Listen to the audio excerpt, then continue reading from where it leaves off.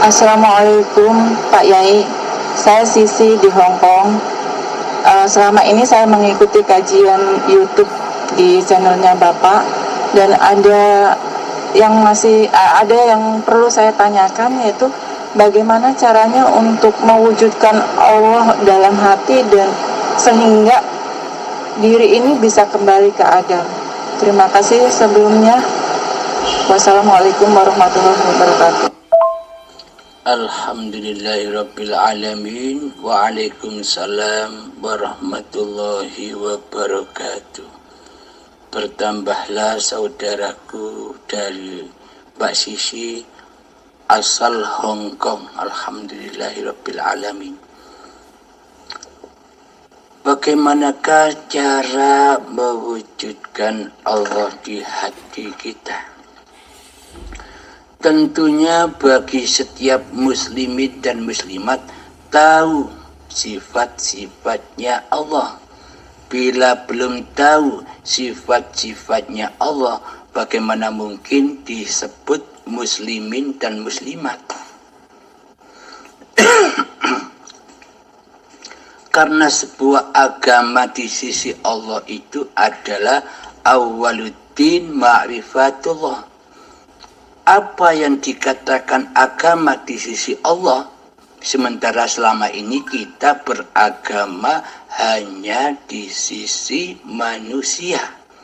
Yang penting sudah Islam, yang penting sudah melakukan syahadat, sholat, puasa, dan sebagainya.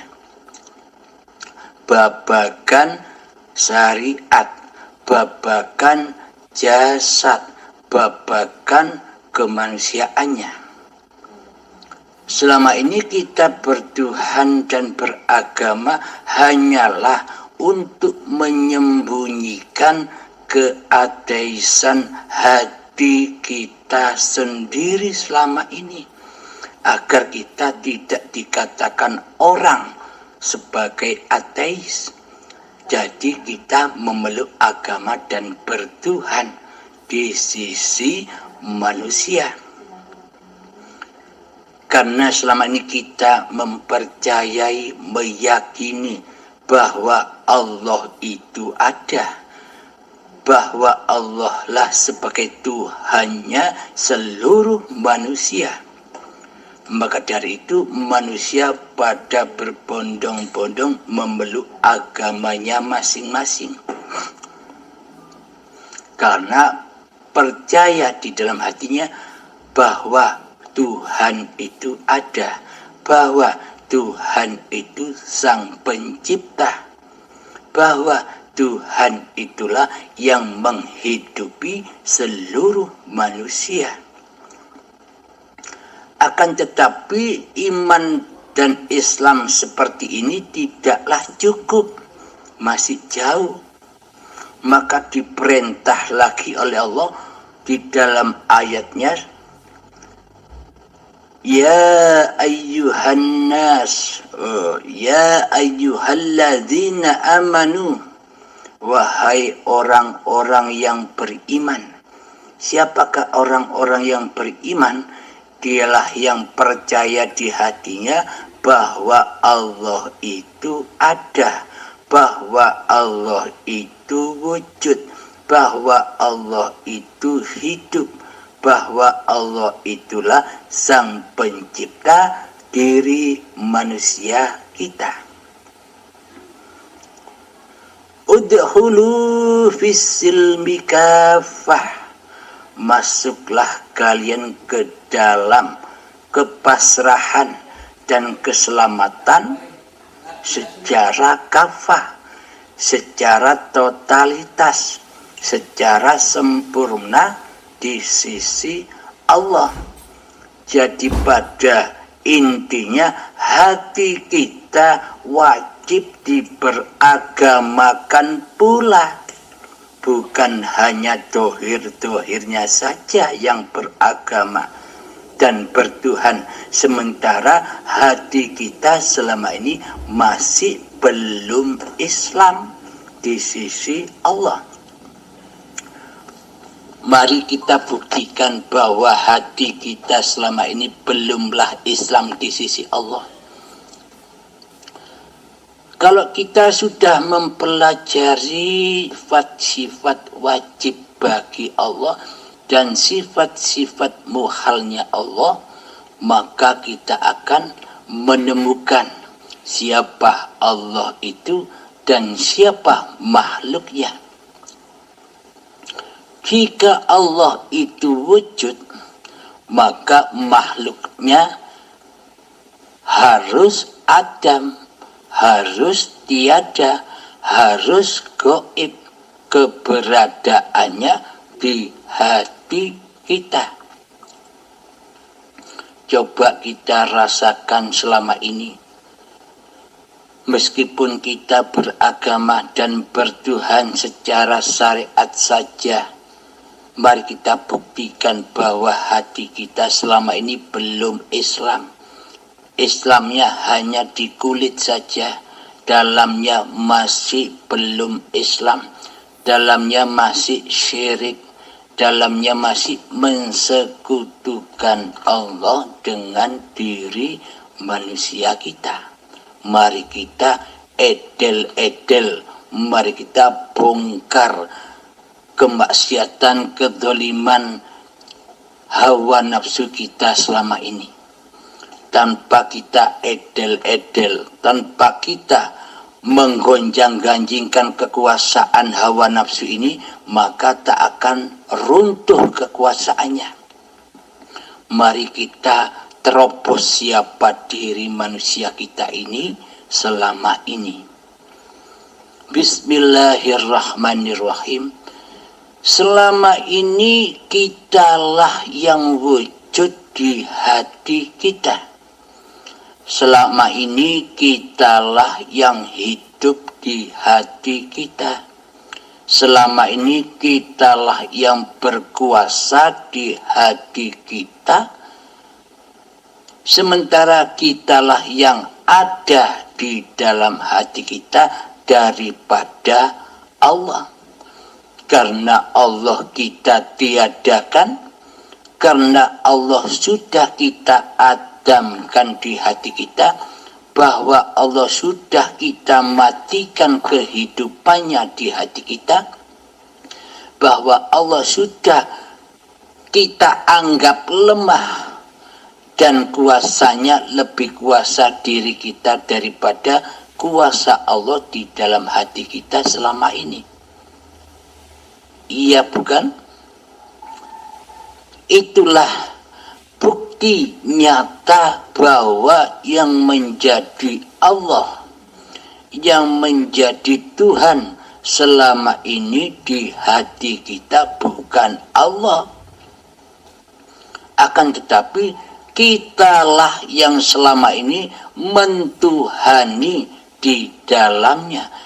Kitalah yang selama ini merasa menjadi Tuhan dan merasa menjadi Allah di dalam hati kita, tapi kita tidak merasa, tapi kita belum menyadari karena hati kita masih keras melebihi kerasnya batu, karena hati kita masih buta akan bertuhankan kepada Allah. Bagaimana mungkin Allah wujud di hati kita, sementara kitalah yang merasa menjadi Allah. Kitalah yang merasa wujud di hati kita. Nama kitalah yang paling nyata di hati kita daripada nama Allah. Nama Allah sudah kita lenyapkan di hati kita. Nama Allah sudah kita adamkan di hati kita. Seolah-olah Allah kita letakkan di dalam sifat-sifat makhluknya. Selama ini kita belum menyadari bahwa selama ini kita sudah mensyirikkan Allah, mensekutukan Allah dengan diri kita. Seolah-olah Allah itu tidak ada. Seolah-olah Allah itu tidak wujud. Seolah-olah Allah itu tiada, gaib di hati kita. Selama itu kan demikian. Karena selama ini kitalah yang merasa jadi Tuhan atas segala daya dan upaya yang seolah-olah kitalah sebagai pelakunya di dalam kehidupan ini. Seolah-olah kitalah yang menjadi raja bagi diri kita sendiri. Seolah-olah kitalah sebagai pengatur diri dan badan kita sendiri selama ini di hati kita. Maka dari itu cara mewujudkan Allah itu adalah, cara bertemu Allah itu adalah, cara menyaksikan Allah itu adalah matikanlah dirimu sendiri dahulu. Jika rasa kehidupan ini masih kehidupan manusianya, bagaimana mungkin kita bisa bertemu dengan yang maha hidup? Bagaimana mungkin kita bisa mensucikan hati kita dari hal-hal selain Allah, sementara di hati kita, kitalah yang mensucikan nama kita sendiri di hati kita. Maka dari itulah, rubahlah keadaan hati ini sebagaimana mestinya. Fitrahnya Allah itu wujud, fitrahnya hamba itu Adam, tidak wujud, tidak ada, gaib. Selama ini fitrahnya Allah sudah kita anggap kefitrahan diri manusia kita yang merasa mengaku-ngakui bahwa sifat-sifatnya Allah itu sebagai sifat diri manusia kita. Ini masih najis, belum fitrah, maka tak akan mampu menyembah, tak akan mampu mengabdi, tak akan mampu berzikir, tak akan mampu mengingat, tak akan mampu beribadah kepada Allah selama yang jadi Tuhan di hati kita adalah diri manusia kita sendiri. Nama manusia kita sendiri di hati kita yang merajai singgah sananya hati. Karena Allah itu tidak memandang rupa dan hartamu, Allah tidak memandang ilmu dan amalmu, Allah pun tidak memandang nasab-nasab kemuliaanmu di sisi manusia. Allah tidak memandang kehormatanmu di sisi manusia. Allah tidak menyaksikan kemuliaanmu di sisi manusia. Akan tetapi Allah hanya memandang singgah sananya hatimu, kerajaan hatimu yang jadi Tuhan, yang wujud, yang berkuasa di dalam hati ini siapa? Jika yang wujud, jika yang ada, jika yang berkuasa menjadi raja di hati kita masihlah nama diri manusia kita, maka selamanya kita zalimin kepada Allah. Selamanya kita akan syirik kepada Allah. Selamanya kita akan kufur kepada Allah. Selamanya kita akan selalu mensekutukan Allah dengan diri manusia kita. Inilah yang disebut setan yang terkutuk itu. Jadi mana mungkin setan itu bisa beribadah? Jadi mana mungkin setan itu bisa sholat, bisa menyembah Allah? Fungsinya setan itu hanyalah menjauhkan hamba Allah dari Tuhannya. Selalu dibisik-bisikkan di hati hambanya ketika hambanya sedang sholat, dibisikkan oleh iblis dan setan di dalamnya, bro, ini sholatmu, bukan sholatnya Allah. Mana mungkin Allah sholat, mana mungkin Allah nyembah Allah. Inilah sholatmu sendiri. Ketika kita beribadah, bro, ini ibadahmu, bukan Allah pelakunya. Mana mungkin Allah menjadi pelakunya. Sedangkan Allah di dalam hati kita selama ini gaib. Sedangkan Allah selama ini di hati kita tiada, tidak wujud. Mana mungkin Allah sebagai penguasa di dalamnya. Ini kuasamu, kata iblis dan setan serta hawa nafsu membisikkan di hati kita begitu. Sehingga terkuasailah semua apa yang kita kerjakan menjadi af'alun nas, af'al yang fana, af'al yang hancur, karena di dalam hatinya masih menyembah selain Allah. Meskipun kelihatannya badannya beribadah, meskipun kelihatannya badannya yang sholat, tapi di dalam hati kita selama ini siapa yang merajai di dalam ibadah dan sholat itu?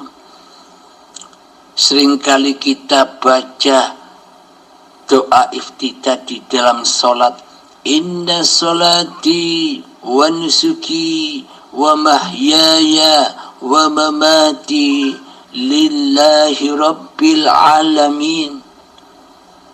Sesungguhnya sholatku, ibadahku, hidup dan matiku hanyalah milik Allah, penguasa alam semesta ini. Jadi selama ini praktek hati kita sudah menyimpang dari ayat ini. Niatan-niatan hati kita sudah nyimpang dari asal niatnya. Di dalam hati kita berkata, aku sholat ini karena Allah Ta'ala. Di dalam hati kita berkalam demikian. Akan tetapi praktek hati kita selama ini, kita yang merasa mengakui bahwa ibadah dan sholat itu milik kita, yakni li nafsi, karena selama ini kita masih belum bertuhankan Allah.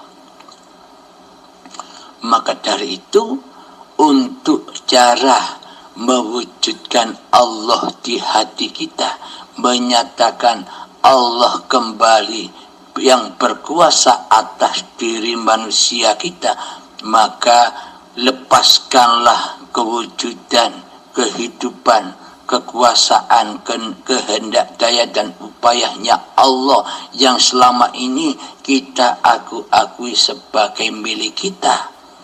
Maka kita pasrahkan kembali kepada Allah bahwa semua itu adalah sifat-sifatnya Allah. Maka ketika sudah kita persembahkan kembali bahwa semua sifat-sifat yang selama ini kita akui sebagai sifat diri kita, sudah kita persembahkan amanah-amanah ini kepada yang berhak, yakni Allah, maka matilah diri manusia kita. Sudah tidak menjadi penguasa lagi, sudah taubat menjadi Tuhan. Nah, siapakah yang bisa merasakan kewujudan Allah? Apakah manusia bisa merasakan kewujudan Allah sementara manusianya kembali ke alam fitrahnya, yakni Adam, kembali ke asal usulnya, yakni tiada dan gaib? Apakah manusia bisa merasakan kehadiran Allah? Kecuali Allah lah yang bisa merasakan kehadiran zatnya sendiri.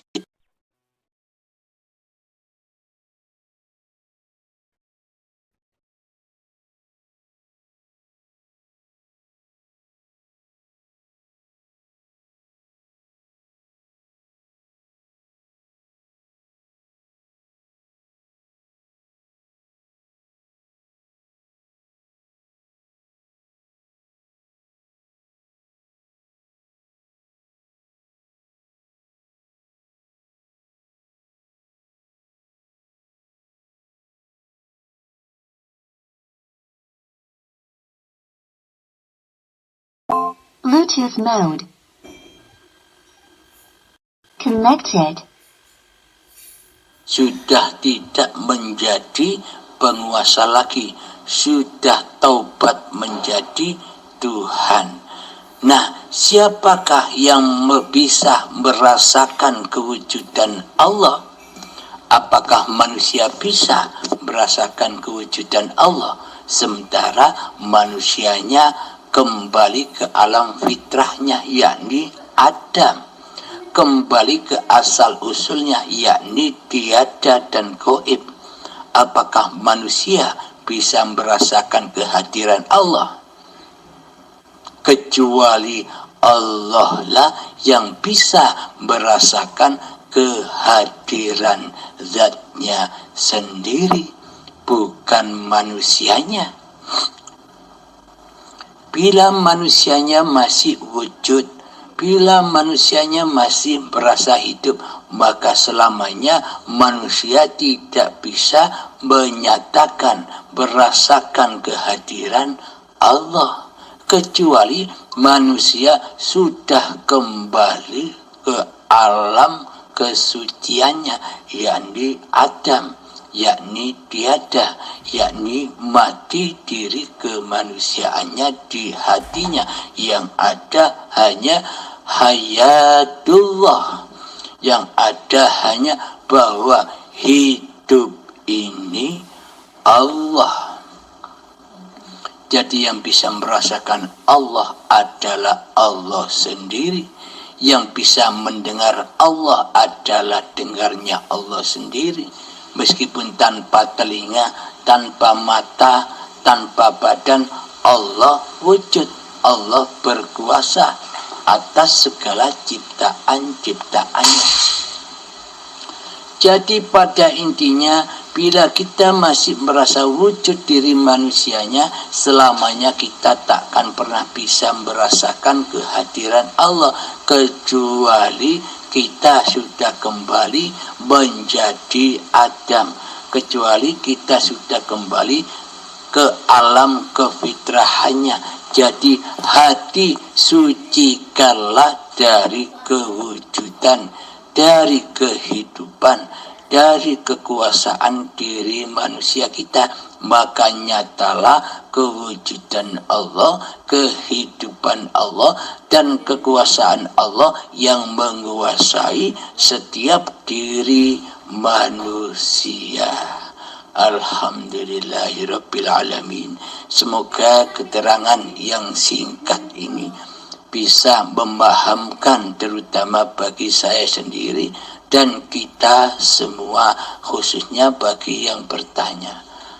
Alhamdulillahirabbil alamin. Assalamualaikum warahmatullahi wabarakatuh.